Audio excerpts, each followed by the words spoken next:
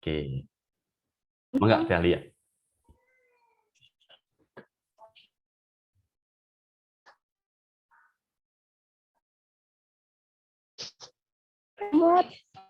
Halo Kak. Iya. Gimana? Sinyal lancar? Aku switch. Boleh. Sok.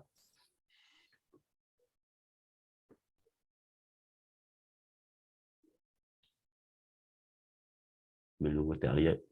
Teh Isti gimana, sehat?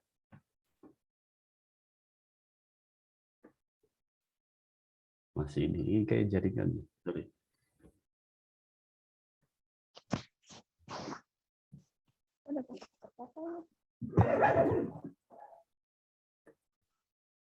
Assalamualaikum warahmatullahi wabarakatuh. Waalaikumsalam warahmatullahi wabarakatuh. Hari ini kita seperti biasa ada agenda meeting mingguan. Pertama-tama kita baca basmalah dulu. Bismillahirrahmanirrahim.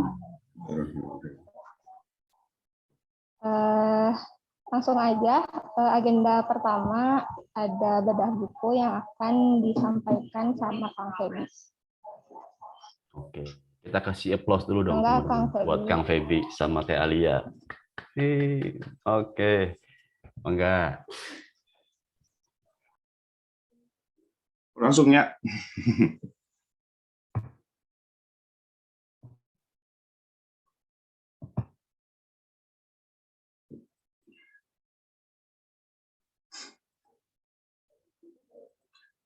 Ada tah? Muncul tidak? Ada. Oh, siap. Ya, ini mah berbagi aja ya. Belajar bareng lah. Ya, Kang Febi. Ayo. Yuk, kita mulai aja.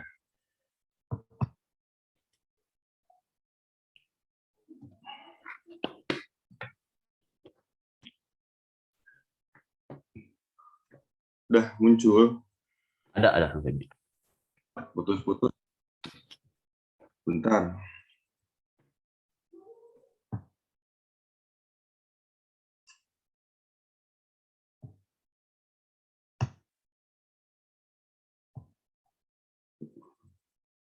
Bisa off cam ya.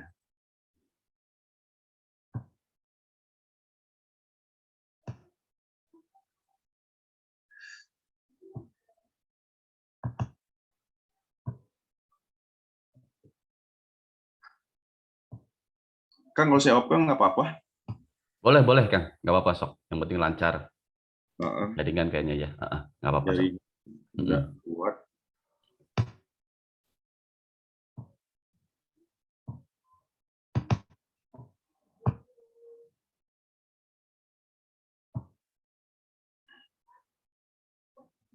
Ada masih ada. Ada.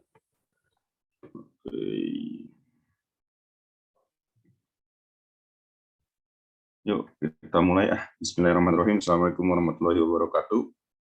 Waalaikumsalam warahmatullahi wabarakatuh. Yuk, terima kasih kepada semuanya ya, kepada Teteh, Kang Tio, dan teman-teman. Teh Alia juga makasih Teh, sudah menjadi co-host hari ini buat bantu saya. Pertama-tama, izinkan saya dulu ya, mau menyampaikan, berbagilah ini mah, materi tentang buku How to Win Friends and Influence People. Yuk kita langsung masuk aja deh. How to Win Friends and Influence People. Itu ditulis sama Dale Carnegie ya, teman-teman. Itu mah tadi kata Kang Teo juga udah dijelasin tuh siapa Dale Carnegie selintas ya. Dale Carnegie teh orang kelahiran Amerika, dia tuh seorang pengajar, penulis, motivator gitu. Nah, bukunya tuh banyak teman-teman, ternyata ada public speaking, terus apa nih, petunjuk hidup bebas stres dan cemas, how to stop worrying and start living, The Leader in You, keren-keren bukunya. Tapi belum pernah saya baca, baru tahu nih. Dan yang kita akan bahas sekarang yang ini, How to Win Friends and Influence People. Buku tentang apa sih ini teh, gitu kan? Yang ini teh, bukunya teh itu teh. How to Win Friends and Influence People teh. Buku yang sudah terjual sebanyak tercetak ya 5 juta kali, yang diterbitkan pada tahun 1937, dan kalau nggak salah juga ini teh udah di-translate ke 31 bahasa ini buku ini teh, dan menjadi salah satu buku bestseller internasional ya. Ini teh buku yang berisikan apa? Ini teh ternyata buku yang berisikan tentang nasihat-nasihat tentang hubungan sosial. Kalau dibikin mudahnya mah, ini teh agar mudah bergaul dan mendapat teman, serta bisa mempengaruhi dan dipercaya orang lain tanpa rasa takut gak diterima. Simpelnya kayak gitu bukunya teh isinya teh. Terus manfaat dari buku apa aja sih gitu kan? Manfaat dari buku yang kita bisa ambil. Yang pertama, untuk meningkatkan interpersonal skill hubungan dengan orang lain. Yang kedua, untuk mudah mendapatkan kepercayaan orang lain. Yang ketiga, kehalangan. Yang ketiga, untuk bisa disukai banyak orang dalam bidang pekerjaan atau sosial. Ih, kerennya. Lanjut. Terus bagaimana cara kita bisa mendapatkan manfaat dari buku ini? Ada beberapa cara ya agar kita bisa mendapatkannya teh. Yang pertama, ya berdoa dulu dan luruskan niat teman-teman ya, biar bisa mendapatkan manfaat ini teh harus berdoa dulu dan meluruskan niat, karena ya semua juga berawal dari niat. Yang kedua, simak gan, ya simak presentasi saya. Yang ketiga, action, ya lakukan ketika sudah mendengar, memahami, lakukan. Yang keempat, bersabar dalam prosesnya, dan ini yang paling penting. Ini yang paling penting. Baca sendiri dan pahami. Kalau dari saya nggak paham ya baca sendiri aja nanti ya teman-teman. Boleh itu. Ngomong-ngomong tentang simak presentasi saya, kita lanjut ya. Ada 4 bagian utama dalam buku ini teh. Yang pertama, bentar. Teknik dasar dalam menghadapi orang. Yang kedua, ada 6 tips agar orang lain menyukai Anda. Yang ketiga, tips agar orang menyetujui pemikiran Anda. Yang keempat, menjadi seorang pemimpin. Strategi mengubah orang tanpa membuatnya tersinggung dan marah. Kita langsung masuk ke materi yang pertama ya, teman-teman. Yang pertama itu teknik dasar menghadapi orang. Dalam buku ini dibahas, di sininya kayak gini, katanya bilangnya gini, kalau mau ambil madu, jangan tendang sarang madunya. Apa artinya? Secara garis besar seperti ini. Jangan mengkritik orang, katanya tuh. Apalagi menjelek-jelekannya di depan banyak orang. Jangan sok salahkan, omeli, kritik. Jadi poin dari kalau mau ambil madu jangan tendang sarangnya, itu jangan mengkritik ya. Kalau orang dikritik, menghadapi orang gitu kan, ini kan judulnya teknik dasar menghadapi orang gitu ya. Orang tuh paling nggak suka dikritik. Kalau ketika dikritik, apalagi di depan orang gitu ya, itu yang ada adalah sifat defense biasanya, yang artinya menolak gitu, nggak akan masuk. Makanya di buku ini pun dibilang jangan mengkritik, apalagi di depan orang gitu, untuk teknik dasar menghadapi orang. Seperti itu. Lanjut yang kedua, rahasia besar dalam menghadapi orang. apa?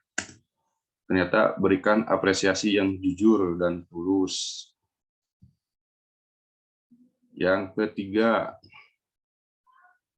di buku ini bilang, dia yang melakukan ini memiliki dunia bersamanya, yang tidak melakukan akan melewati jalan yang sepi.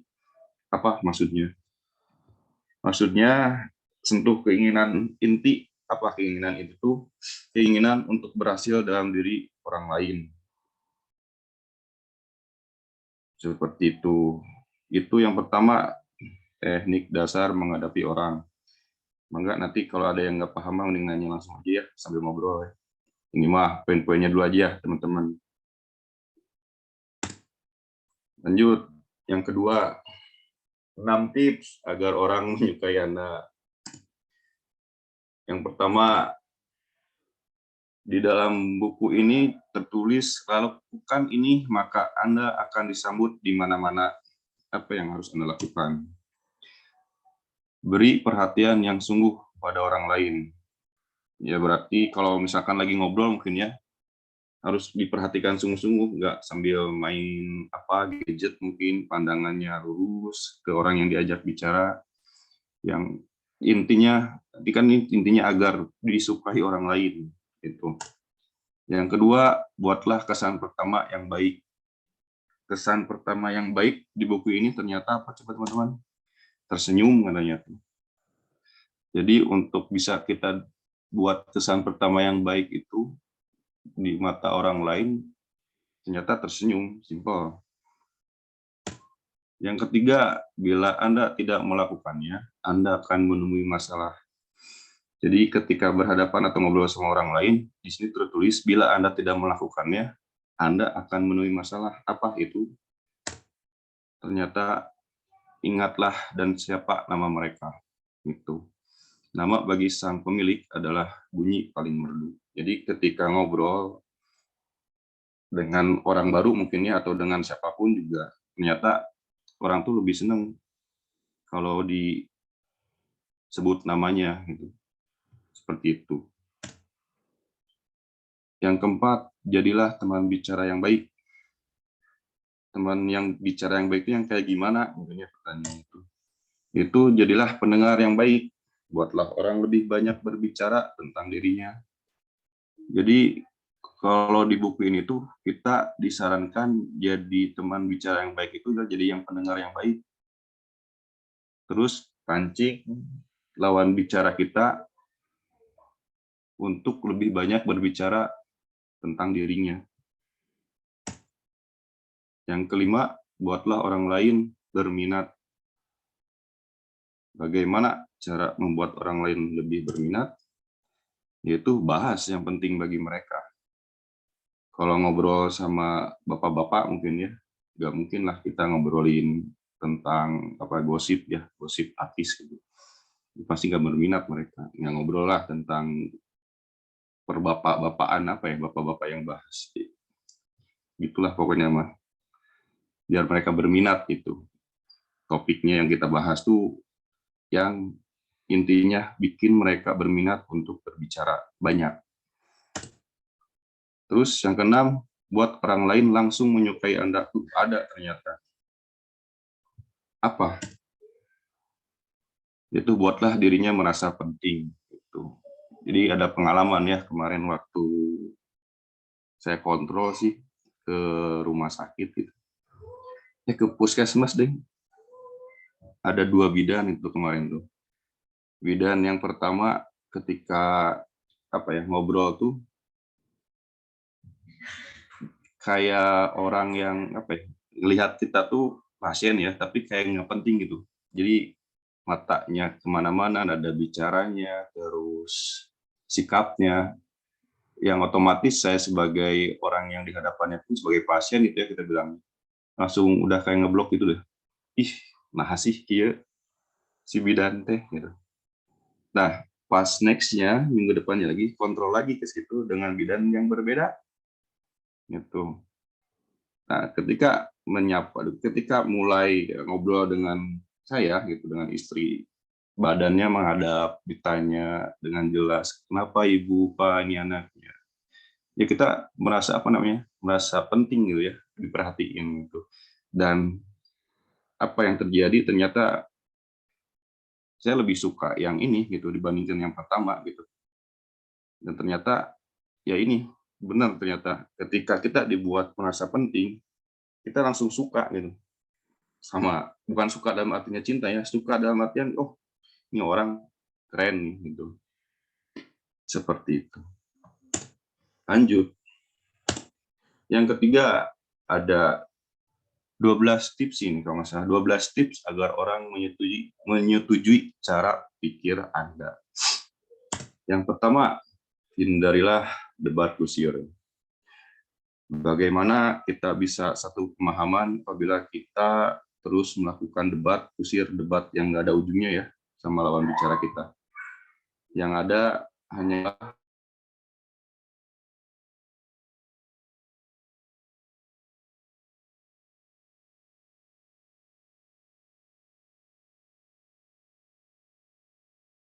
yang kedua, hormati Anda ketika mereka Kang putus-putus. Kang Pes, putus-putus suaranya. Tadi terlewat. Siap.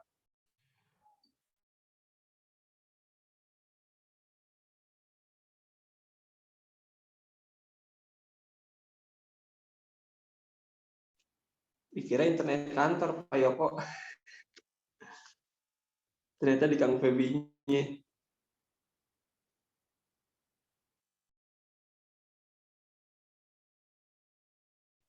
Halo Kang Febi.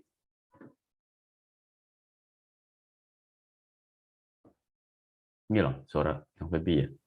Ada. Ada. Kalau itunya nggak ada ya? Videonya nggak ada ya? Iya, Kang. Bentar, mulai lagi deh dari awal. Nggak ada yang.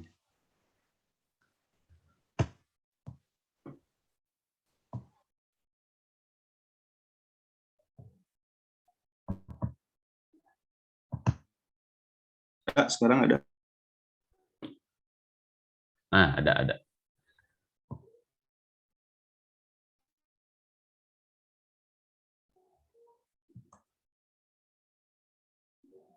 Nah, ada.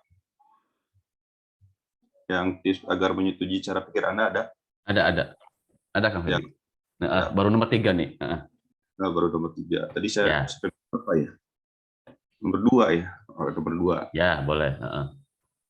Yang nomor 2, agar orang menyetujui cara berpikir kita, yaitu dengan menghormati pendapat mereka. Terus hindarilah mengatakan Anda salah. Di mana-mana juga orang tuh paling suka ya dihormatin gitu, apalagi tentang pendapat mereka gitu. Nah, ketika kita berhadapan dengan mereka dan ingin mereka menyetujui cara berpikir kita, katanya hormati pendapat mereka dan hindarilah kata Anda salah, walaupun mereka salah sebenarnya gitu ya dengan pendapat kita. Tapi jangan diucapkan, karena kalau diucapkan jangan berharap mereka bisa mengikuti cara berpikir kita. Yang ketiga, apabila kita salah, akui aja gitu. Dan mereka lebih suka, seperti kata buku ini, mereka lebih suka ketika lawan bicaranya tuh mengakui ada kesalahan gitu dalam diri mereka. Yang keempat, mulailah dengan cara yang ramah. Nah, untuk memulai pembicaraan, katanya mulailah dengan cara yang ramah. Ya benar sih, gak mungkin kita akan datang-datang kecuali dengan teman ya yang udah akrab banget gitu. Tiba-tiba, dengan nada yang tinggi, terus gestur tubuh yang nggak baik gitu. Nggak akan lah, mereka langsung ngeblok biasanya. Boro-boro mau menyetujui cara berpikir kita, mungkin kehadiran kita di situ pun juga udah ditolak. Itu dengan orang baru ya beda kalau dengan yang teman udah dekat. Yang kelima, mulailah dengan hal yang disepakati bersama. Buatlah orang banyak berkata, ya ini tuh apa ya? seperti kalau pernah belajar apa itu tuh hypnoselling mungkin ya, Kang Ajis, Kang Tio, Kang Koko. Jadi kalau orang udah berkata ya 3 kali di awal, yang keempat kalinya kita mau ngomong apapun juga tetap bilang ya gitu. Artinya apa? Artinya ketika orang udah bilang udah banyak berkata ya kepada kita, artinya mereka sudah menyetujui dan mempercayai kita. Dan itu biasanya dipakai oleh para hipnoterapi ya untuk memulai sesi hipnosis biasanya tuh. Supaya apa? Supaya sugesti yang diberikan kepada pasien atau pada orang yang diajak bicara itu masuk. Karena hipnosis itu nggak bisa langsung diterapkan tanpa ada izin dari orang yang ingin kita hipnosis gitu. Seperti itu juga dalam berbicara sama orang lain, nggak dihipnotis sih kita sebelumnya mah. Cuma ilmu ini dipakai gitu. Tujuannya apa? Yaitu yang tadi, agar orang setuju dengan cara berpikir kita. Gitu. Nggak diblok lah istilahnya, nggak ditolak dari awal-awal. Yaitu salah satunya dengan ini, dengan memancing mereka untuk banyak berbicara kata ya bebas lah mau apa. Kan di sini bilangnya mulai dengan hal yang disepakati sama hari ini ya terus apalagi yang pokoknya bilang iya lah, supaya dia bilang iya gimana pokoknya itu. Lanjut, biarkanlah orang lain menguasai percakapan. Nah ini berhubungan dengan yang tadi yang 6 tips itu. Jadi biarkanlah orang lain menguasai percakapan, berarti kita pancing aja dengan hal-hal pembicaraan yang emang mereka sukai gitu.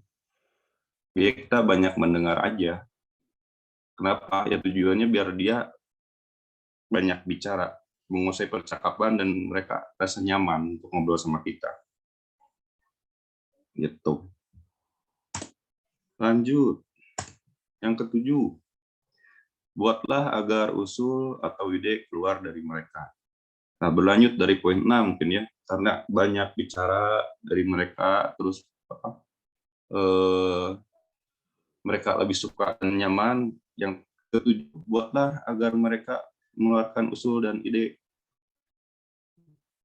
Agar apa? Agar mereka merasa yaitu tadi nyaman, merasa ngobrol sama kita. Yang ke-8, cobalah melihat sesuatu dari sudut pandang mereka. Ini mah benar-benar kita disuruh empati ya kalau lihat buku ini teh. Jadi benar-benar kita harus memahami dulu lah gitu, apa yang lawan bicara kita inginkan gitu, dan apa yang mereka ungkapkan. Sampai di poin ini disebutkan, cobalah melihat sesuatu dari sudut pandang mereka, baik itu masalah, pendapat, atau ide mungkin di sini tuh ya. Itu bukan kita yang mengeluarkan itu tuh, dan bukan dari sudut pandang kita. Yang ke-9,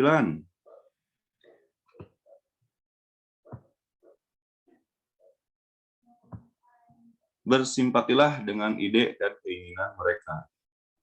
Nah, di sini ada poin simpati nih. Jadi maksudnya simpati di sini maksudnya menghargai mungkin ya di sini nih. Terus menyimak dengan sesama dan terus paham gitu dengan ide dan keinginan mereka. Ya kalau kita cuma dengarkan tapi ya kamu ini ya hunkul tapi ngerti terus gimana pendapat kamu, ngeblank kan akhirnya yang ngajak bicara teh kamu mah ya hunkul, hari ditanya tapi ngerti gitu. Yang ke-10, himbaulah dengan sifat-sifat mulia. Di sini tuh kalau misalkan si lawan bicara kita emang ada masalah, mungkin dia nggak lagi bagus moodnya, katanya tuh dihimbau dengan sifat-sifat yang mulia. Yang mulia tuh kan banyak ya, sifat-sifat yang baik lah maksudnya mulia di sini. Ya ditenangkan dengan ya sabarlah, atau mungkin kamu intinya kasih isme positif lah gitu ketika berbicara sama mereka teh. Yang ke-11, dramatisir ide Anda. Ini mah apa ya? Dipakainya tuh ketika kita lagi ada tujuan sesuatu sih sama lawan bicara kita ya gitu, supaya mereka menyetujui pemikiran kita, salah satunya dengan mendramatisir ide kita gitu. Nggak dibikin lempeng lah. Maksudnya tuh apa? Mungkin didramatisir tuh jadi sedikit dilebih-lebihkan lah supaya mereka nggak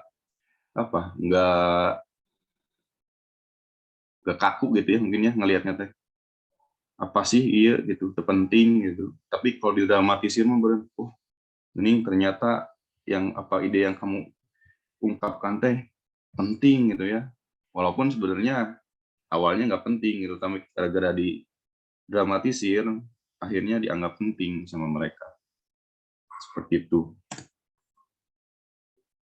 Yang ke-12, diberi tantangan. Artinya diberi tantangan itu seperti apa? Jadi pada dasarnya orang-orang itu suka dengan tantangan sih, tantangan yang membuat diri mereka diakui kehebatannya. Ada contoh kasus seperti ini, misalkan ya, saya baca di buku itu gini. Ada sebuah penjara di Amerika, itu penjara Sing Sing kalau nggak salah namanya itu ya. Itu penjara yang kalau dibilang reputasinya jelek banget lah.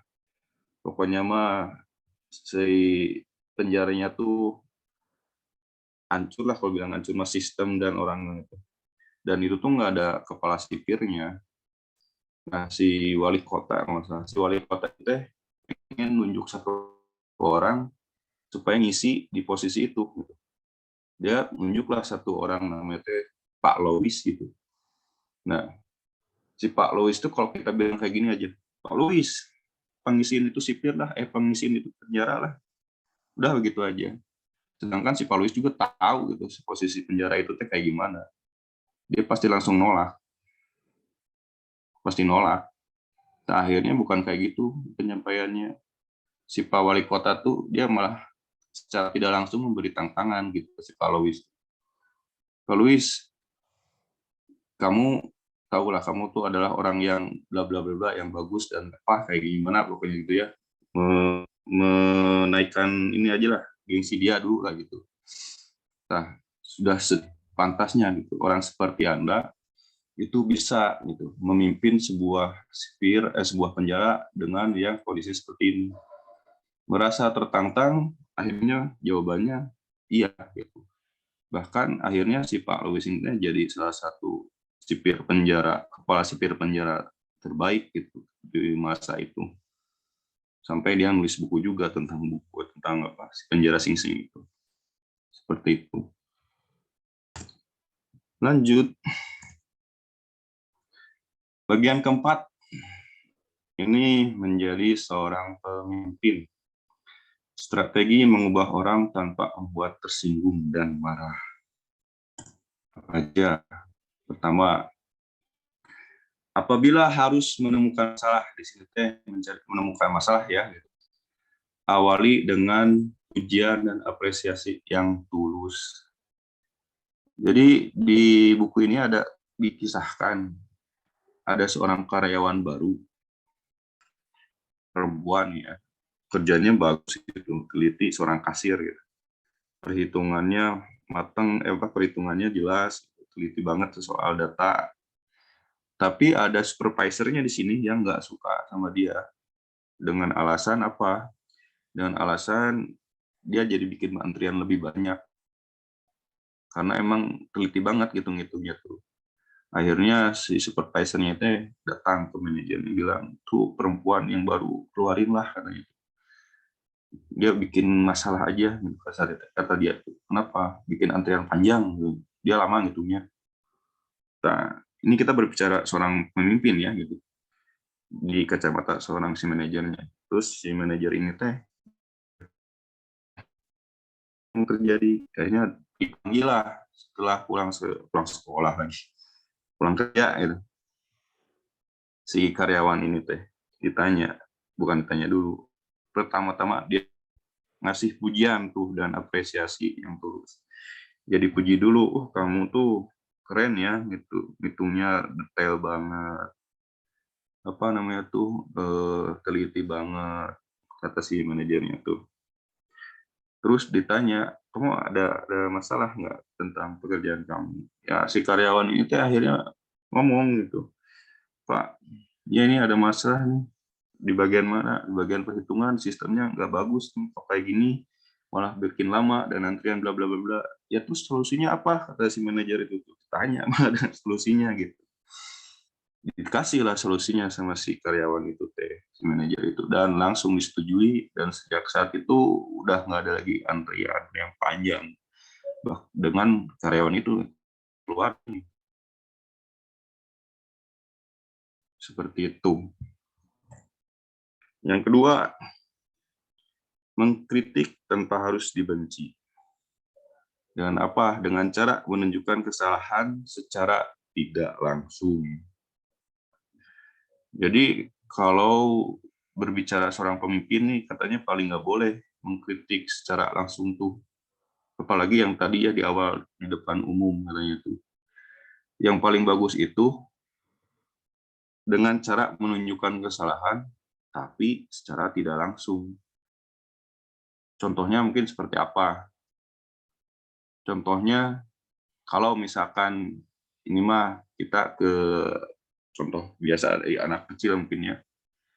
Kalau misalkan ketika mereka menumpahkan air, kamu jangan bilang, kamu hei, jangan numpahin air, basah. Gitu. Itu mengkritik secara langsung ya. Mungkin si anak juga langsung apa namanya tuh, ngedefense sendiri gitu ya. Ih, mama nih marah-marah. Tapi kalau misalkan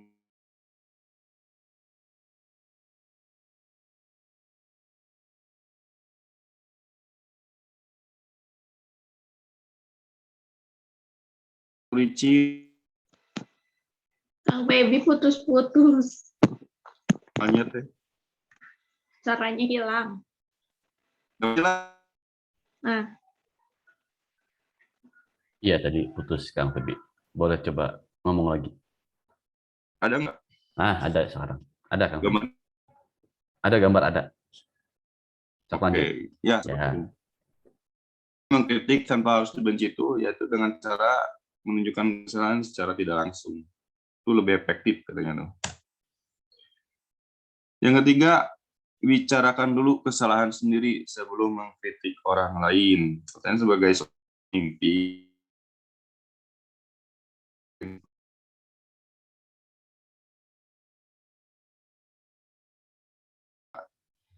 buka dulu lah kita, baru masuk ke masalah ya karyawan kita hadapi gitu. Misalkan karyawan kita kayak misalkan saya di vendor lah mungkin gitu ya. Dulu sebagai QC, dan di lapangan tuh kan banyak QC operator ya yang di vendor maupun di garmen. Kalau main nyalahin gampang gitu. Ini kamu tuh bener nggak sih yang ceknya? Masa yang gini aja lolos? Cing tinggal lihat tuh bener teh. Yang bener itu operator bikin tuh.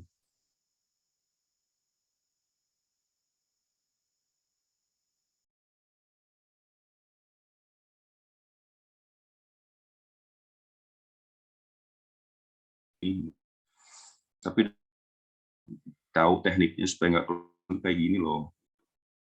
Nah, kamu juga supaya nggak keluar kayak gini, gimana? Oh, itu lebih diterima dia sama mereka tuh dan lebih masuk dibandingkan dengan langsung di hardik awal gitu. Selanjutnya, ajukan pertanyaan sebagai perintah. Pada dasarnya itu orang tuh suka diperintah katanya.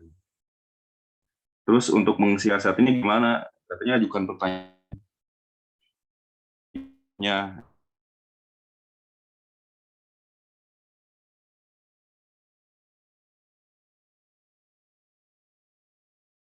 Sistem itu amburadul lah, dari alur A sampai Z.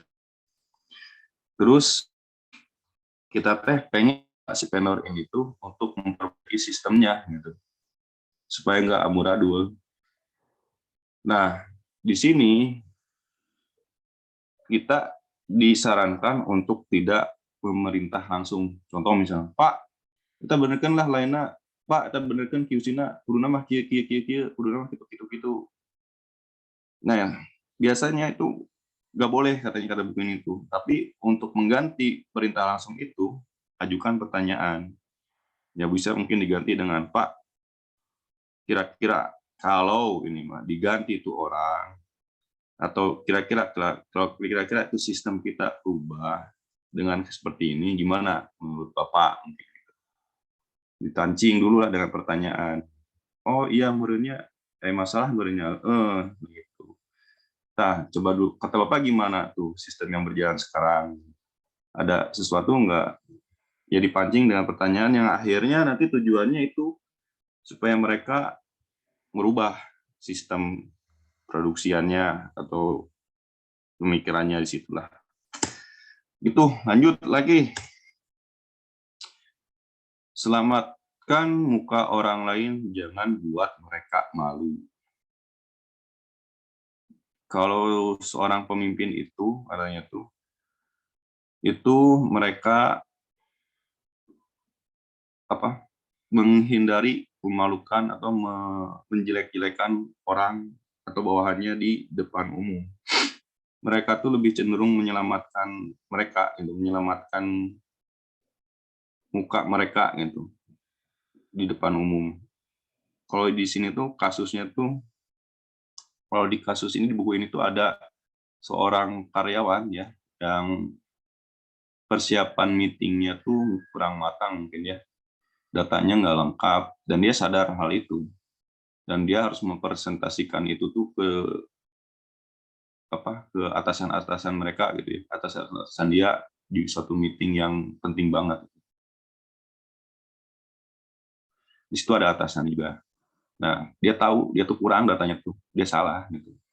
Terus dengan lantang ketika dia bagian untuk mempresentasikannya laporan itu, dia bilang presentasi saya masih kurang akurat untuk bisa dilakukan laporan hari ini dan saya izin untuk melakukan survei ulang gitu.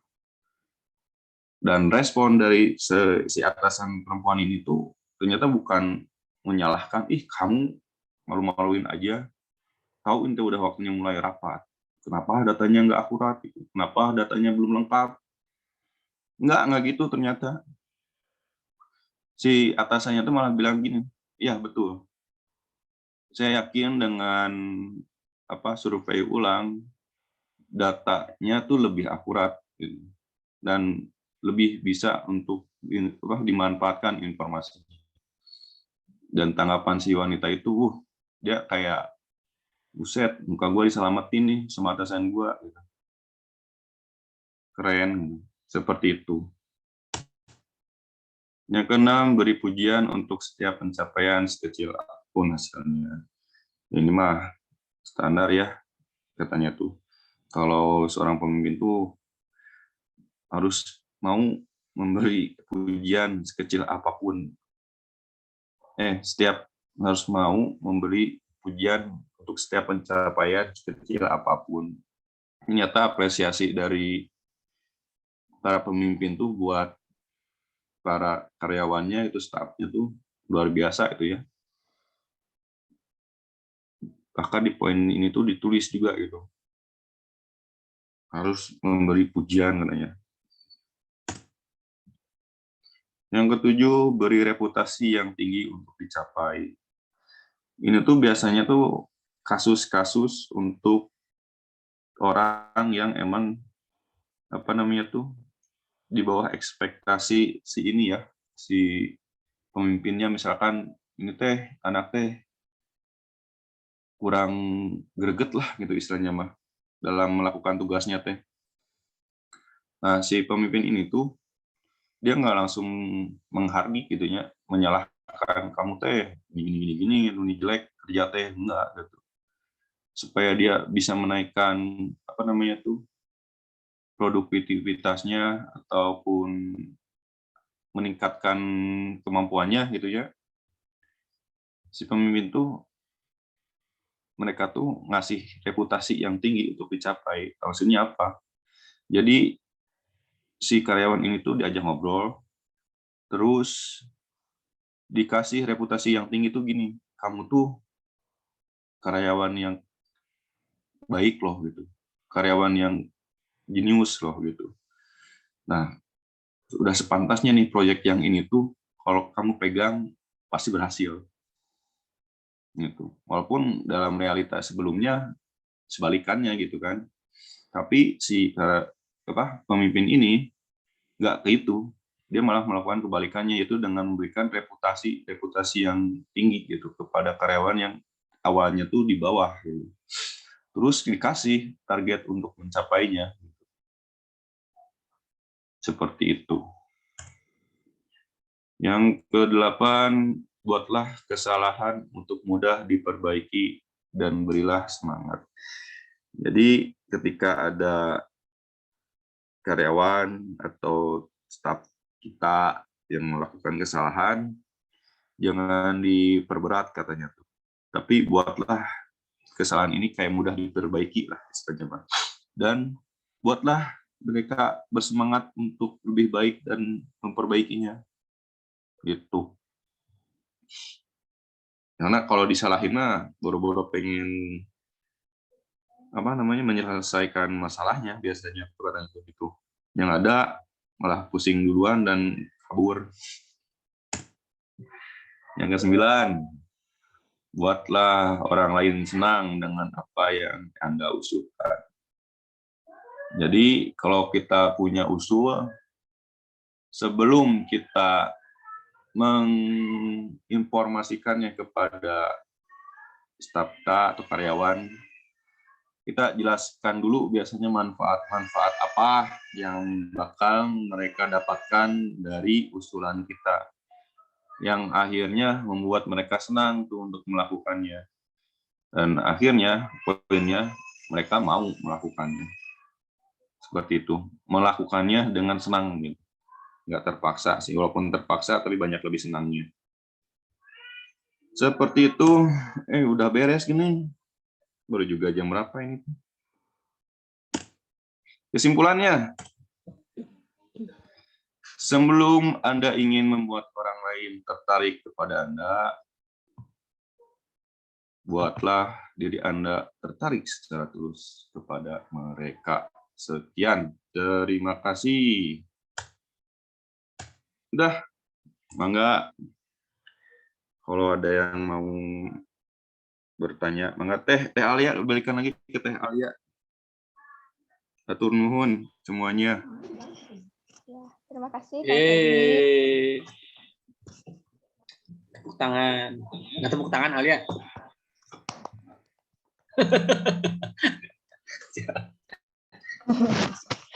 Terima kasih Kang Feby, materinya semoga bermanfaat.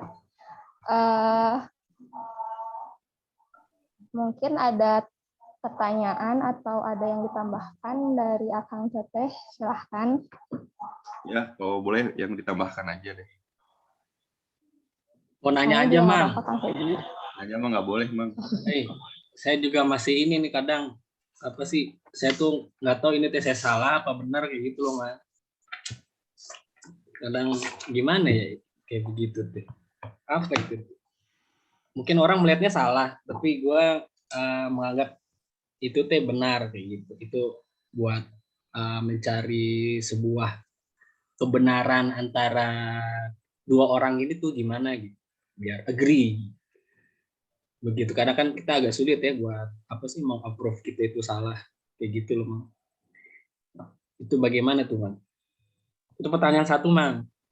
Banyak ting nanyanya, Mang. Ya bosan. Terus pertanyaan kedua nih, Mang, yang tadi yang mengenai apa menyelamatkan muka tim. Kadang kebohongan itu kan harus dilakukan ya buat menyelamatkan ya muka tim tuh di depan publik istilahnya. Menurut Mang Feby itu benar gak sih? Kadang gue sering ngelakuin kayak gitu tuh. Sering berbohong demi menyelamatkan. Tapi di balik itu gue langsung ke directnya gitu, nggak di publik untuk membicarakan kesalahannya gitu. Terima kasih Mang Pebi, itu pertanyaannya cuma 2 ya. Sama-sama. Udah ya. Duh, pertanyaan pertama apa Mang? Atuh meni. Iya, nah itu dicatat atuh. Gila tuh ya, satu dulu yang udah ada paham sedikit. Iya, yang apa sih? Yang tentang menyelamatkan muka orang ya. Iya, yang itu dulu dah. Di sini kan tujuannya tuh dari menyelamatkan muka orang ini tuh kita sebagai pemimpin, bagaimana caranya kita bisa mengubah pemikiran tim kita, mengubah perilaku mereka tanpa harus membuatnya tersinggung gitu dan marah.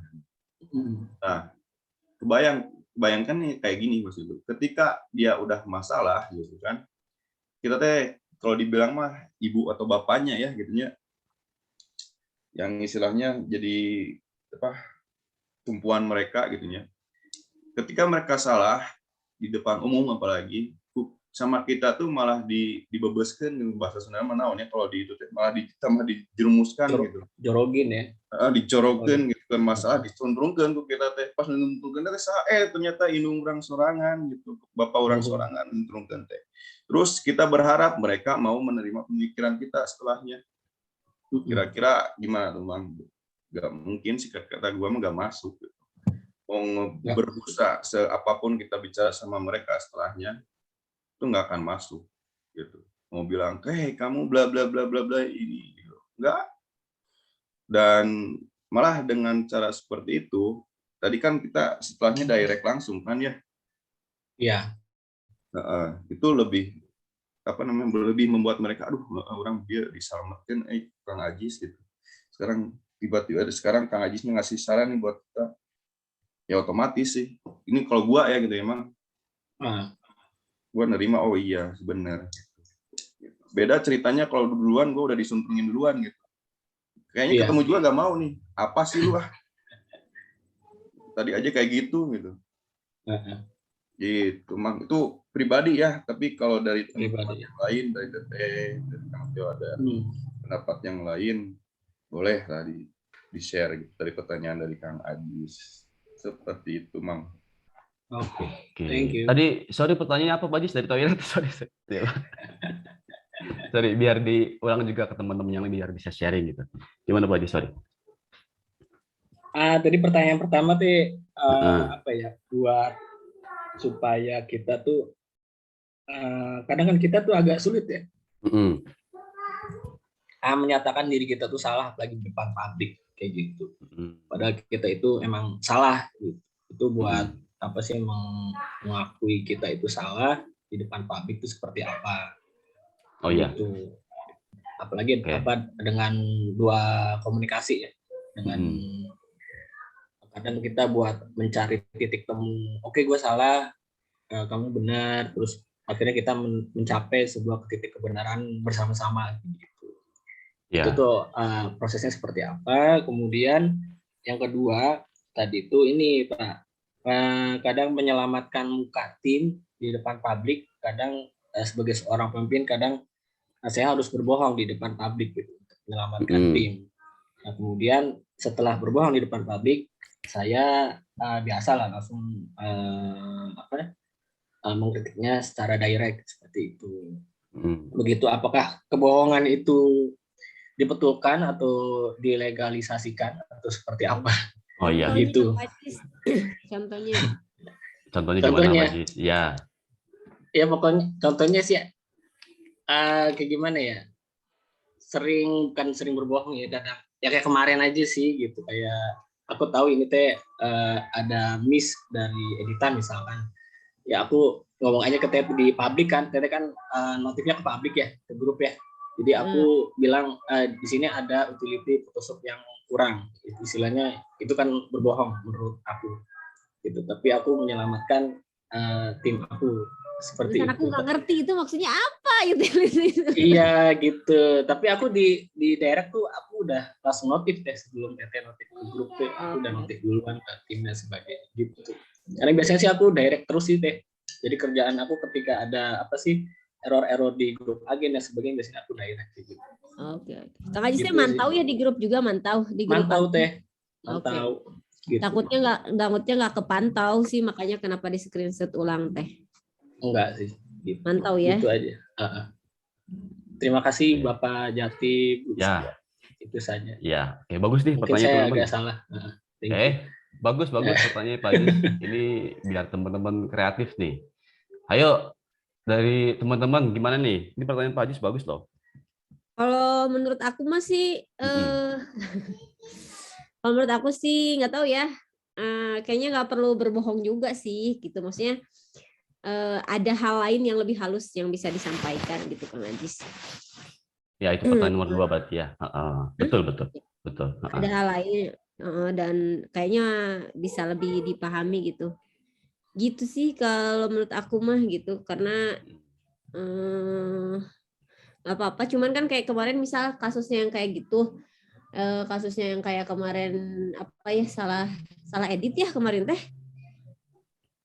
Misal nih kan. Terus kan kadang-kadang aku langsung screenshot gitu ke grup marketing ya biar di notice sama orangnya langsung. Nah misal Kang Ajis gini kayaknya sih nggak perlu ini, cuman mungkin diperhalus aja ya teh misal kelewat atau kemarin nggak ke notice gitu aja sih kayaknya udah lebih oke sih gitu. Gitu Kang Ajis. Ya, oke. Ya, betul. Ya, terima kasih. Terus misalnya takutnya kalau berbohong jadi bumerang gitu, maksudnya kan kayak misal apa ya kemarin ya, misal ada agen yang nanya utility itu apa gitu, misal kebetulan nih ada mitra yang paham misalnya ya, dan jadi bumerang malah jadi bumerang gitu sih Kang. Diperhalus aja. Nah, aku juga kadang-kadang kan misal kayak gini kita juga nih barang telat kan dari produksi nih biasanya kan itu terus kayak kemarin tuh yang Azbah tuh produksi telat kan terus agen pada nanya ini barang Azbah udah dikirim belum. Nah akhirnya kan aku juga maksudnya tidak berbohong secara ini cuman diperhalus aja ya mah ada reject diproduksi dan memang iya reject gitu, faktanya betul ada reject, buktinya juga dikirimkan bahwa itu reject gitu dan kami berusaha untuk memperbaikinya dan dikembalikan ke produksi. Jadi tidak ada nantinya tidak akan jadi bumerang karena memang itu sesuai fakta, cuman diperhalus aja mungkin bahasanya gitu mungkin kalau menurut aku sih gitu. Itu takutnya kalau misalnya beda faktanya nanti bisa jadi bumerang gitu Kang. Ya, terima kasih Bu Istia. Ya, oke, hatur nuhun Bu Istia, betul ya teman-teman. Sebelum nanti dari teman-teman dulu yang lain, Bu Yoyo gimana Bu Yoyo? Ini Bu Ustazah nih, gimana nih? Boleh bantu kita nih? Iya, Assalamualaikum warahmatullahi wabarakatuh. Assalamualaikum warahmatullahi wabarakatuh. Ya, juga setuju dengan Teh Isti ya. Mungkin kita itu salah dan harus diakui kita salah, cuma mungkin penyampaiannya yang harus diperhalus biar bisa diterima sama lawan bicara kita seperti itu. Terus kan kadang kalau misalnya Teh diutarakannya tuh lain kan kadang tidak semua orang bisa menangkap ini teh silogis atau memang betul seperti itu. Kadang kalau Kang Ajis mungkin tadi menggunakan itu untuk sudah cari aman dulu. Nah khawatirnya tuh kan nantinya jadi malah timbul masalah baru karena mungkin beda penafsiran. Kalau misalnya teh sukanya yang to the point kan, kalau ada yang pakai perumpamaan misalnya teh kan mungkin penafsirannya bisa berbeda seperti itu. Jadi setujunya ya sudah disampaikan aja salahnya itu di mana, mudah-mudahan bisa diperbaiki, cuma mungkin penyampaiannya nggak langsung to the point, dikemas lagi seperti itu Kang. Oke, tentu ya betul ya teman-teman. Dari yang lain dulu, Pak Koko. Mana nih menurut Pak Koko nih? kalau koma sih kayaknya minta maaf sih. Kalau misalkan ada salah ya minta maaf. Terus insya Allah kedepannya diperbaiki. Karena apa ya? Ada nggak enak gitu kalau ngebohong itu, kalau ke koma ada perasaan seperti itu. Ya, Jadi kalau misalkan berbohong demi kebaikan tuh ada perasaan nggak enak gitu. Makanya minta maaf aja lebih baik sih daripada menyampaikan kebohongan seperti itu. iya. Iya, betul. Ini ada dari yang lain, ada dulu. Ini bagus loh pertanyaan Pak Ajis ya. Kadang kita begitu gitu ya dalam pelaksanaannya gitu kan, demi dalam tanda kutip melindungi teman-teman kita gitu kan. Kadang kita begitu. Ini kalau misalkan dulu teman-teman pernah nonton film Sunan Kalijogo ya, itu ada di situ tuh story-nya itu, hikmahnya. Ada yang generasi 90-an kan ya? Pak Yoko mungkin ya. Saya tidak Iya. nonton Bapak. Iya, jadi kalau misalnya nggak familiar dengan Sunan Kalijogo, Robin Hood ya, mirip Robin Hood teman-teman. Jadi apa ya, ngambil maling gitu ya, ngambil punya orang lain, tapi untuk diserahkan kepada orang-orang yang kurang mampu kayak gitu. Sunan Kalijogo juga gitu kan. Beliau kan anak bangsawan ya, gitu kan. Raden salah seorang raden kayak gitu. Beliau tuh apa ya, walaupun orang kaya gitu ya, turunan dari adipati gitu kan, tapi lebih suka apa ya, jalan-jalan gitu, ngeliat masyarakat kayak gitu. Dia nggak suka di istana kayak gitu tuh, karena dia nggak menemukan kebahagiaan gitu. Nah, pada suatu ketika gitu kan, dia melihat ada orang kelaparan gitu kan, jadi rakyatnya banyak yang kelaparan teman-teman. Nah, kita analogikan kan ini kayak tim kita gitu ya, kayak rakyat kita gitu kan. Nah, karena dia pengen ngebantu ya, dia itu ngambil bahan makanan yang ada di istana. Itu kan apa ya, niatnya baik, bener nggak? Tapi kan caranya gitu, caranya itu kurang baik gitu.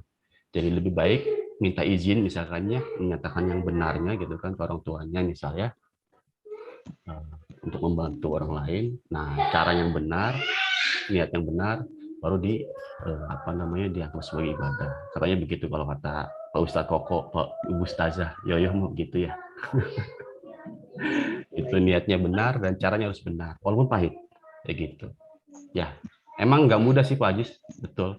Hamba juga pernah gitu kan dalam posisi Pak Ajis yang ya main cantik ya, gitu kan bahasa kita ya.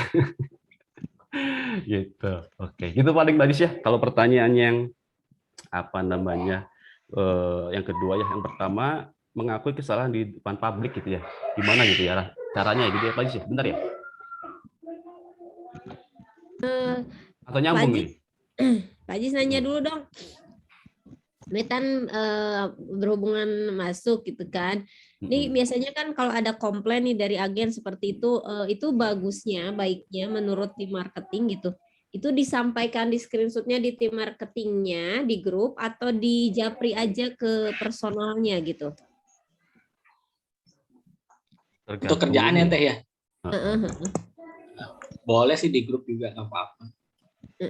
Ya takutnya itu tadi aku juga misalnya apakah men-screenshot, kan ada beberapa notis yang biar sebenarnya kan kalau ada beberapa hal mah aku biasanya langsung japri langsung kayak ke Nika, ke Tia, ke siapa lagi ya, ke Ayu juga aku selalu japri langsung. Cuman kalau ada beberapa notis yang harus diketahui, misal kayak yang kemarin beberapa kesalahan yang harus diketahui juga sama dua orang misalnya ya, kayak Ayu kasus kemarin berarti harus diketahui juga sama Kang Ajis, jadi aku langsung di grup.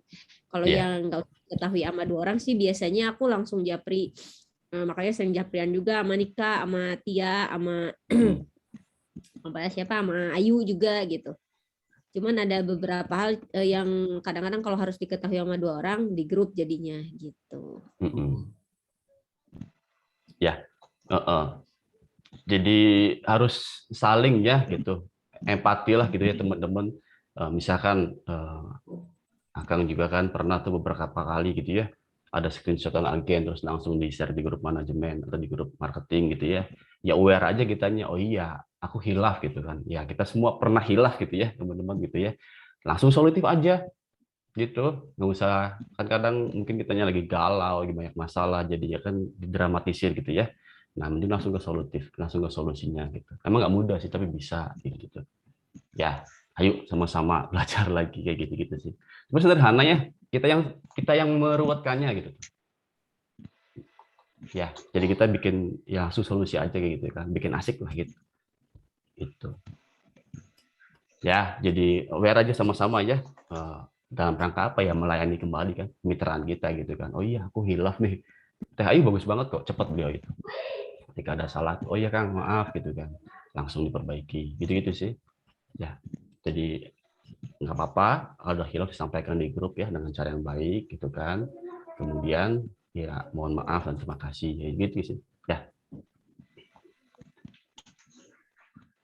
gitu ya kalau pertanyaan dari Pak Ajis. Terus ada dua pertanyaannya Pak Ajis ya, satu lagi bagaimana caranya mengakui kesalahan di depan publik gitu ya. Iya, Gitu kadang ya. kan apa ya, kadang ketika dalam sebuah percakapan itu agak sulit ya menyatakan diri itu salah kayak gitu. Jadi menemukan kesalahan itu tuh seperti apa supaya kebenaran antara kedua belah pihak itu tercapai. Begitu. Boleh dikasih contoh nggak Pak Ajis, biar karena luas nih, terlalu luas nih. Soalnya ada ya kalau apa mbah-mbah mah ngasih tahu ya, ada hal-hal yang memang kita harus simpan gitu, aib kita sendiri itu ada. Iya, tapi kalau misalkan memang kesalahannya yang teknis dan memang itu berlaku pada saat itu ya nggak apa-apa gitu kita sampaikan. Ini terlalu luas gitu. Kayak gimana sih contohnya misalkan Pak Ajis? Contohnya misalkan gimana?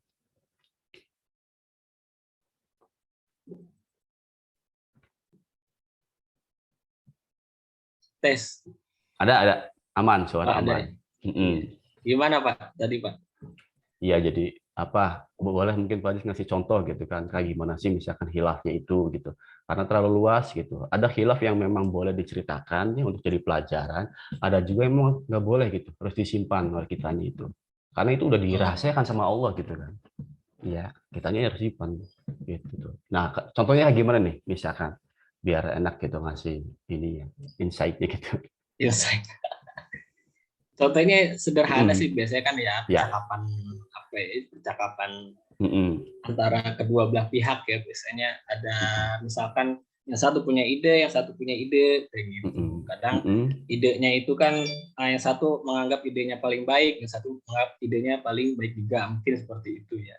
Kadang idenya itu dia tidak tahu bahwa idenya itu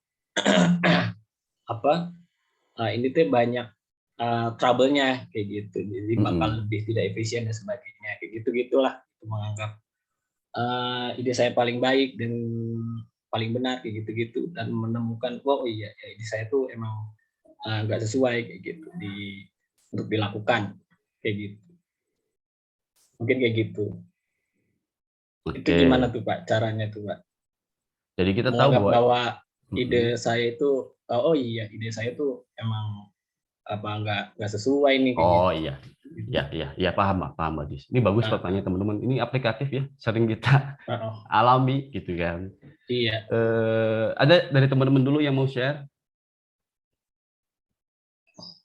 Ya, ini catatan kaki ya mungkin Pak Ajis, kalau hamba Maya ini versi yang masih belajar gitu ya.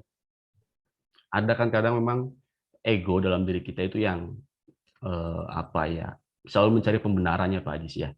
Gitu. Emang nggak mudah karena ada dia gitu. Tapi dia baik sebenarnya mah untuk sistem imun gitu, iya. Supaya kita tetap bisa mempertahankan harga diri lah bahasa kitanya gitu. Padahal palsu gitu. Iya, padahal palsu. Padahal palsu itu Pak Ajis ya. Jadi emang masih sering ada ya itu mah keseharian lah kita ya, ketika ngobrol dengan istri, ngobrol dengan teman gitu, apalagi teman kerja misalkan, ketika ada ide-ide yang oh ternyata idenya Pak Ajis lebih bagus gitu ya daripada ide hamba gitu kan. Nah ini ada nih ego muncul nih Pak Ajis biasanya gitu kan.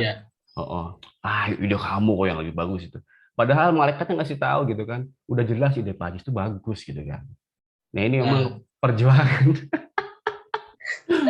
Iya, perang batin kita yang kalau kita dramatisin lama Pak Jis gitu kan. Lama ya. Lama gitu kan. Apalagi bagi orang-orang yang tipikal STJ gitu ya, orang-orang judging itu kan butuh nggak mau dipermalukan gitu ya di depan umum tuh gitu kan.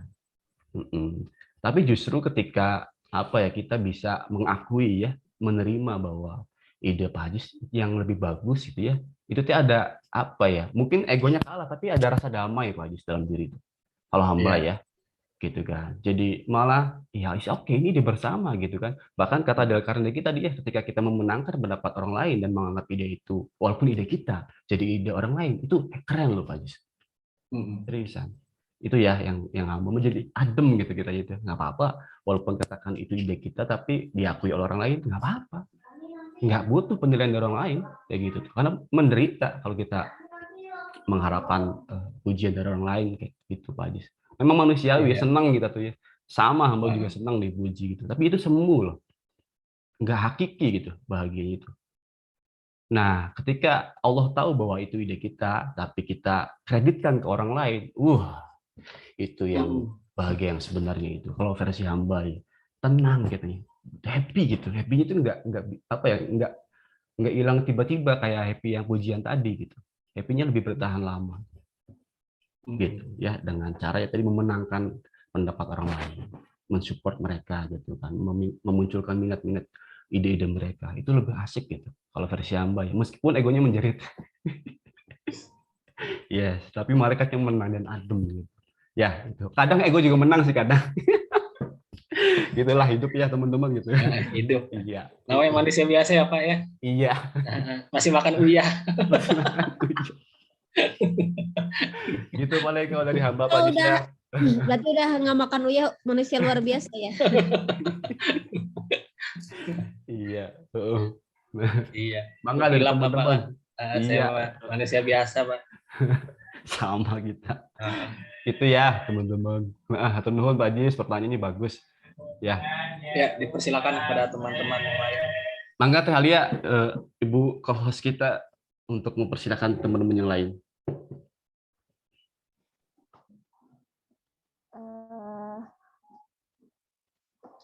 Terima kasih untuk Kang Ajis yang sudah bertanya.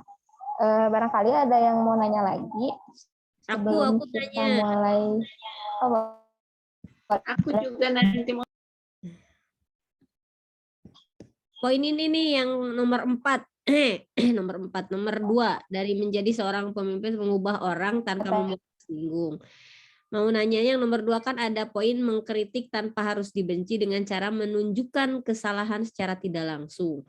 Nah ini kan bagi orang-orang yang ada orang yang emang paham dengan perandaian gitu kan. Ada orang yang memang tidak paham kalau misalnya dibicarakan secara Iya, ini sangat aplikatif betul Bu. Ya kan, ada yang memang paham ada yang memang paham pakai perumpamaan gitu kan, karena secara tidak langsung itu berarti pakai perumpamaan gitu kan. Ada yang memang tidak paham gitu.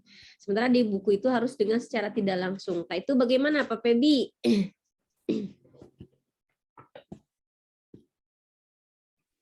Siap Teh.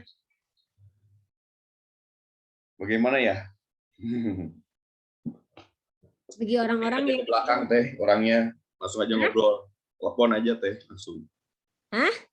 Kan gini, kemarin kita Teh, alhamdulillah ya udah dikasih fasilitas sama perusahaan dari Kang Tio juga tuh, itunya apa namanya tuh? Apa tuh ya kemarin tuh, yang buat mencari kepribadian tuh. Iya, betul sekali itu ada di situ jawabannya. Betul, Kang Febi. Mangga. Ya di situ, jadi betul kata Teteh tadi bahwa orang tuh nggak sama kan ya, dan cara menyampaikan setiap orang pun juga berbeda-beda. Betul juga kata Kang Tio bahwa poin 2 di sini adalah aplikatif. Aplikatif di sini maksudnya tergantung orang yang kita ajak bicara dulu. Mungkin kalau ke orang yang karakternya apa tuh ya Kang, yang kayak gitu Teh, yang nggak bisa Intuiting, Kang. Intuiting. Orang intuisi itu kan gitu. Jadi ada yang memang memproses informasi dengan indera ya. Dia harus ngelihat gitu tuh. Harus dengar. Ada juga yang dengan intuisi gitu. Dengan imajinasi dia paham. Ya, gitu betul. Ya itu beda gitu orang-orang tuh. Iya. Itu udah paham gitu. bahkan sebelum Teteh bilang kayaknya mungkin. Iya, itu indigo Udah aja. bilang kayak gini aja mungkin gitu ya. Iya. Oh udah paham. Oh iya paham. Gitu.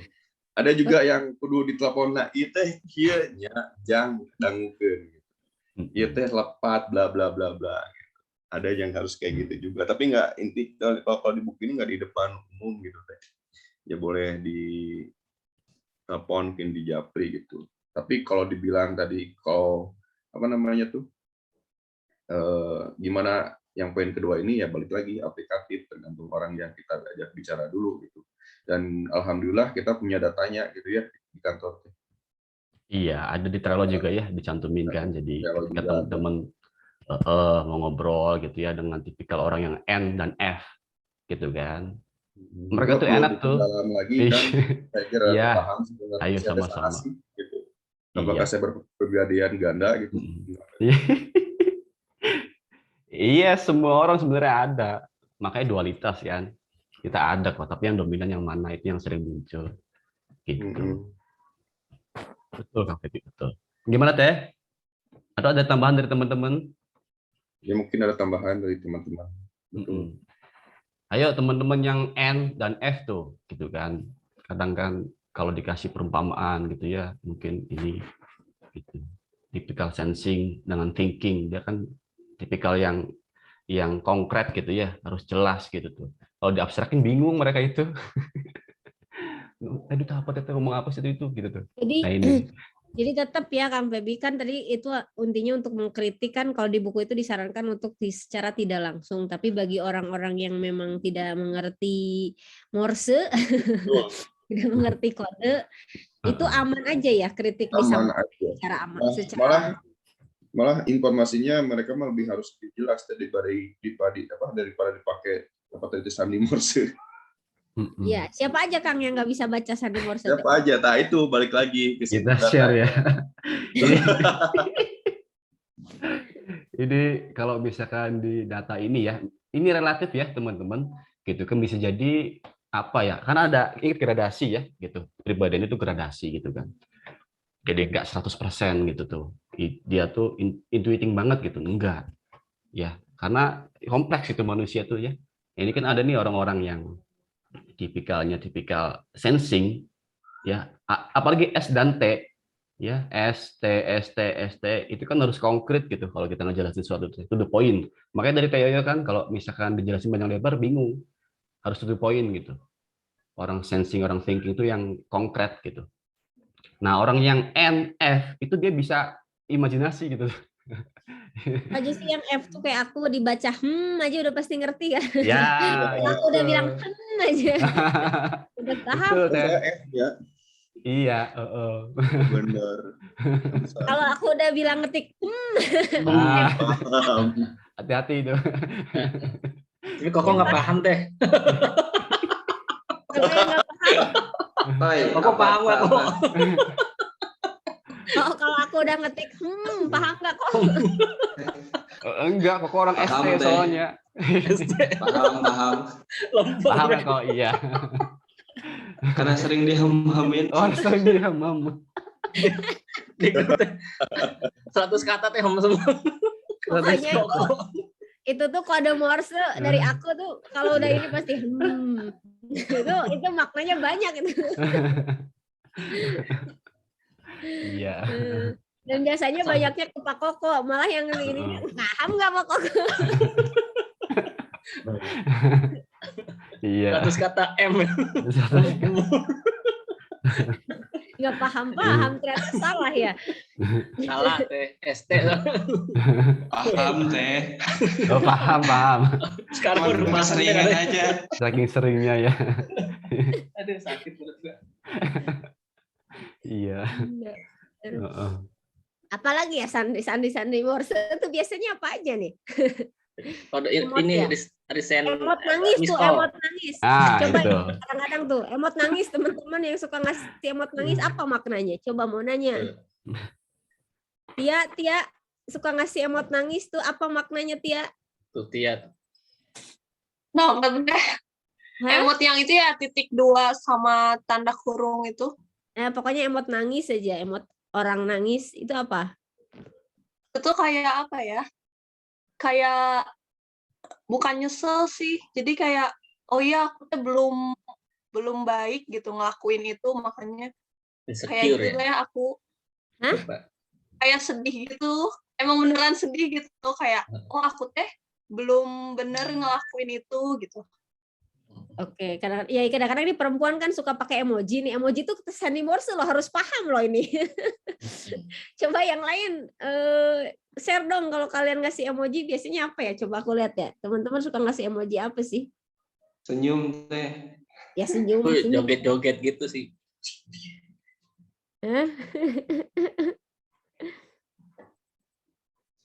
Emoji apa? Coba ada yang mau share nggak makna emoji dalam ketikan? Siapa tahu teman-teman biar lebih dipahami gitu.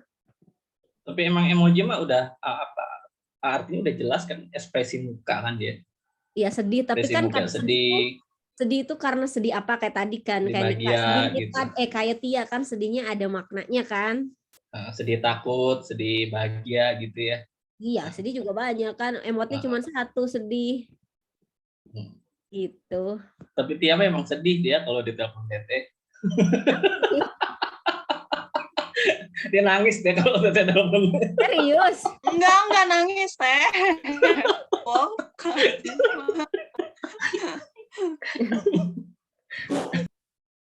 terus apa ya emot-emot yang kadang-kadang aku juga nggak paham sih apa ya ini maksudnya apa ya gitu kan.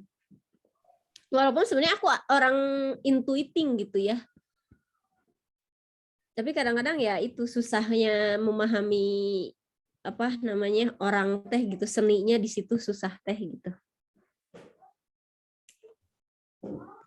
Ada lagi nggak teman-teman yang mau share tentang makna? Nggak cuma emoji sih. Kayak tadi aku kan nggak pakai emoji, cuman pakai gitu kan. Artinya lagi kesel itu teh kok. Ya teh, tahu teh. Udah tahu ya. Kalau duh teh apa teh? Kalau duh gimana teh? Duh. Aduh, Pak Yoko ini udah di atas itu udah di atas itu Pak. Oh iya, level 2 Pak, udah emergency itu. Level 2. Oh, level 2 ya. Enggak sih, itu level 1. Itu udah levelnya udah sebenarnya udah kayak speechless udah. Kalau aku sih itu udah kayak speechless, bisa ngomong lagi karena kesal gitu. Kalau itu gitu. Kalau duh itu masih bisa ngomong loh, duh Pak Yoko yang bener dong gitu kan, gitu. Duh masih bisa ngomong, kalau udah nggak bisa ngomong Pak karena saking speechlessnya. Gitu. Jadi kalau aku bilang itu artinya udah level 3 itu. Gitu. Apalagi ya teman-teman, kalau teman-teman apa yang mesti dibaca? Ada nggak yang mau share? Kalau aku sih lebih ke, kan kadang suka nggak pakai emoji ya, itu tuh bukan karena apa ya, bukan karena kesel atau gimana, tapi biasanya emang lagi sibuk gitu sambil ngerjain, yang penting bisa balas dulu gitu sih. Jadi ya udah kerjain aja. Kalau aku sih mikirnya, misalnya kayak yang di grup itu ya, emang gak kepikiran buat oh dia tuh sengaja gitu, tapi emang ya udah emang itu kan kerjaan, biar tahu juga, biar jelas gitu. Jadi mah kalau aku mah istilah anak sekarang mah kayak no hard feeling lah gitu sih teh. No hard feeling atau apa tadi, no hard feeling? Ya teh. Jadi ya udah kalau kerjaan mah ya gitu aku kerjain aja. Jadi kalau nggak pakai emot atau apa, emang lagi sibuk gitu, emang sambil ngerjain, bukannya karena gimana gitu. Oke, siap. Kadang udah, tapi kadang kalau udah selesai sibuknya, terus aku juga ngerasa kayak, iya apa kurang sopan ya, nggak pakai emot atau kurang panjang gitu sih teh. Kalau masalahnya gitu sendiri sih, kalau aku cukup dibalas oke teh juga udah oke. Maksudnya nggak usah pakai emot juga, kayak misal Ayu ini salah misal ya, oke teh, cuman berarti udah dinotis tuh si notis aku teh berarti udah kebaca, itu aja sih tandanya bahwa Ayu udah ngenotis yang salahnya di mana misalnya gitu. Jadi memang baiknya dibalas, cuman kalau cuman oke aja juga oke teh gitu, udah oke sih. Jadi nggak usah panjang lebar, siap teh, nggak usah sampai minta maaf, it's okay nggak? Karena kan apalagi teman-teman lagi dalam masa tahap ini ya, pembelajaran ya. Jadi otomatis gitu ada harus banyak penyesuaian. Jadi nggak usah misalnya teh maaf, nggak usah misalnya teh siap teh gitu, siap teh oke teh udah. Yang penting oh iya berarti yang tadi teh udah dibaca gitu, si pesannya udah terbaca. Nah aku kadang-kadang ini kalau nggak ada balasan kadang-kadang udah dibaca belum ya gitu. Kadang-kadang makanya kadang-kadang ngejapri langsung gitu, bisa nggak terbaca gitu di grup. Nah sebenarnya cuman bilang oke teh itu berarti udah di-read, berarti si pesannya udah tersampaikan. Takutnya tidak tersampaikan gitu. Kalau balas aja tapi dengan singkat aja juga nggak jadi masalah. Jadi nggak usah panjang, nggak usah ada emot, cuman bilang oke teh misal. Kalau aku sih gitu sih, yang penting oh ya berarti udah terbaca gitu ay.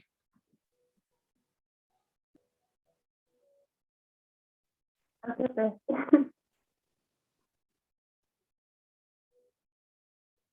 Yang lain. Teh saya teh ya. Oke teh, siap teh. Cukup ya teh ya. Buku Pak Yoko yang daripada dibalas. Kadang-kadang ke Pak Yoko kemana itu kan ternyata lagi di jalan kan ngambil kain. Maksud aku tuh takutnya nggak kebaca gitu kan. Jadi misalkan kadang-kadang kan ada revisi desain misal Pak Yoko kan, daripada Pak Yoko misalnya teh revisi desain yang harus dikerjain misal desain 3. Nah Pak Yoko lagi ngerjain 1, makanya kan suka kadang ditelepon di Japri itu Pak Eko ganti yang di desain yang ini aja. Nah itu teh oke teh cukup gitu aja berarti oh dia udah ngenotis gitu. Berarti nggak salah, udah benar gitu yang harus dikerjain yang mana gitu sih. Jadi cuman ngenotis oke aja, siap aja udah jadi oke gitu, nggak usah pakai emoji juga. Gitu. Kalau emoji ini Japri misal nih ya ke bapak-bapak gitu kan, kadang-kadang aku perempuan suka ini ya ngasih emoji love gitu ya, tidak dimaknakan apa-apa kan, cuman maksudnya emang perempuan begitu kan, kadang-kadang ngasih emojinya berlebihan padahal nggak ada makna apa-apa gitu. Masih sopan nggak itu ke bapak-bapak? Sopan teh menurut saya mah suatu penghargaan, kebanggaan malah. Kayak Teteh kan bagus gitu kan, Teteh suka sampel gitu kan, Teteh suka bagus Pak Yoko, kadang ada emoji love gitu, seneng teh, bangga gitu loh, ada kebanggaan tersendiri gitu, jadi karya kita dihargai sama Teteh gitu. Ya, kalau misalnya bagus mah pasti aku bilang bagus, kalau nggak bagus mah kan Pak Yoko revisi. Kalau bagus pakai emot love gitu ke bapak-bapak, maksudnya ke lawan jenis kan, jadi nggak masalah ya. Kalau Koko mah nggak masalah teh, udah biasa sama mama yang baru. Ke istri Koko masalah nggak? Enggak, itu kan di line teh. Oh di line ya, nggak buka line ya. Udah tidak baperan.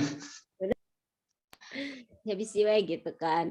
Padahal memang perempuan senang main emoji, kadang-kadang ya itulah, mungkin kadang-kadang berlebihan emojinya ya.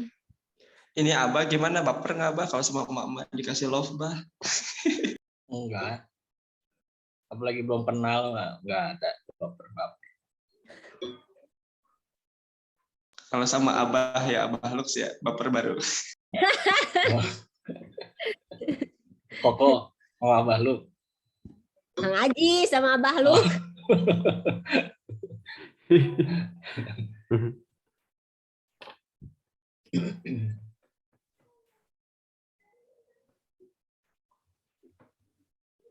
Enggak, host enggak.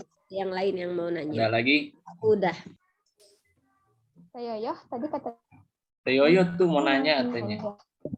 Iya, itu sebenarnya kan tadi itu tipsnya itu tuh. Jadi kita tuh harus, bukan harus sih, disarankan lebih baik untuk bisa menyebut-nyebut nama orang yang lagi diajak bicara. Nah, aku tuh kadang suka susah kalau nginget nama. Teman-teman punya tipsnya nggak untuk, oh ini teh namanya si Anu kayak gitu. Kadang aku tuh ingat wajahnya, cuma kalau untuk ingat nama kadang susah. Gitu. Caranya teh Yoyo, bawa sticky note, bawa spidol, tempelin namanya di dadanya. Aku Di ge sama. kodean teh ya, yo. Di kodean. Jadi kalau kaskan 002 gitu, misalkan Koko 003. Di kodean akuntansi teh. Oh, jadi Koko begitu, Kang Ajis begitu. Kodean we. Kodean. Sama teh yo dulu Heeh. waktu masuk ke kantor untuk mengingat nama agak susah jujur. Iya. Pak Yoko gimana Yang paling susah tuh ngapalin nama Alia. Alia. Susah banget itu. Sampai saya tulis di apa sih? Di Al-Quran. board gitu kan. Di pelet. Alia. Ya ditulis berarti ya salah satu tipsnya Teh Yoyo tulis. Ya. Ditulis saya juga. Kalau aku mah sering berinteraksi teh sama si yang nggak kenalnya. Jadi biasanya Tapi cepet namanya kenal. ditulis. Enggak sih, aku enggak. Iya. Kalau aku Iya. Ada salah satu teknik cantolan namanya teh ya untuk mengingat itu. Jadi dibikin image gitu di pikiran kita teh, di batin kita teh. Misal nih ada Koko Rio gitu. Rio kan lihat ya wajahnya itu wah Chinese gitu kan, Koko misalnya kayak gitu.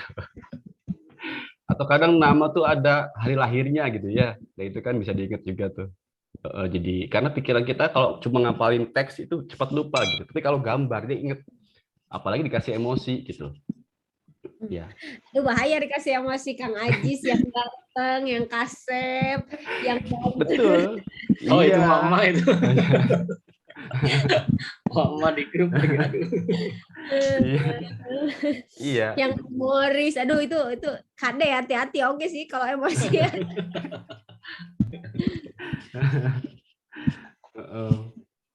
Itu ya.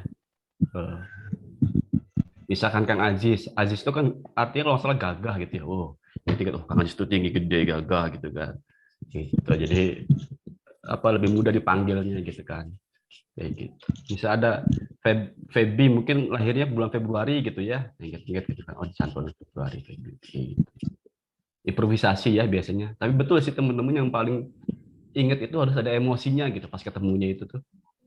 Itu otomatis ya. Sering berinteraksi benar kata Kang Ajis, sering nyapa, sering ngobrol, itu paling cepat memang. Aku juga masih salah-salah sih awal-awal nikah Tia sampai sekarang masih salah sebut aja. Yang baru-baru sih.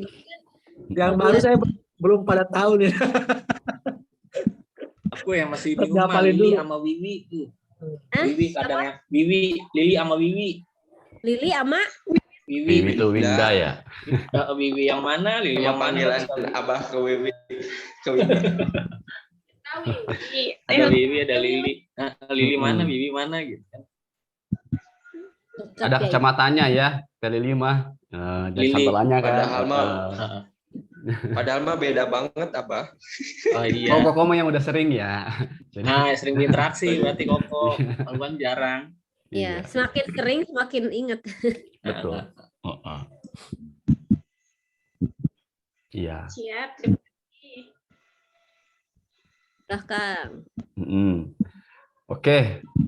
Cukup ya teman-temannya, udah 9:30 lebih ya. Biasa cuma sampai jam 9. Seru nih, saking serunya Kang Feby. Kita kasih aplaus dulu dong buat Kang Feby sama Teh Alia teman-teman. Hatur nuhun. Mangga Teh Alia ditutup dulu.